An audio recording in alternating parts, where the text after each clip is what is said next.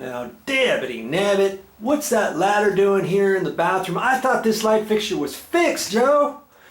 You said it was the light switch, and you even showed us right on film that that worked. And by golly, and by Joe, it did work.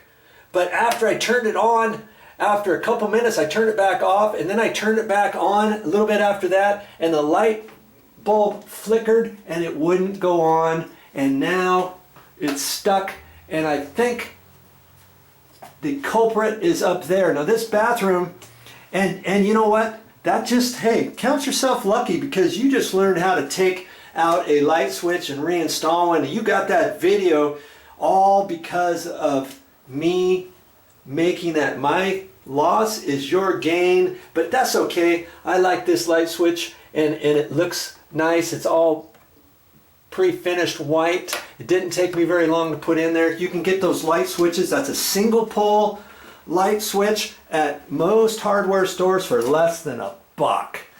So I'm not fretting too much. Now this bathroom, this light fixture's been up here for probably over 30 years. You even have, look at this, there's a washer and dryer in here. You've got the shower in here. You've got all kinds of moisture up in here, and I'll bet dollars to donuts that there's probably something rusty up there, wires loose, or it might even be the entire light fixture. It might not have anything to do with the junction box where the power is up there. And I turned off the sub panel breaker for this, and the main power is right there, and then they took one cord from there and ran down to the light switch. So are all light switches and light fixtures installed and wired the same way? No, because whenever I install light fixtures brand new to a junction box, I'll run the power directly to here, and then I go up with another wire from there up to the light. And that's how I've always done it. It's so much easier to do that. It's easier to remember how to wire everything up and all that.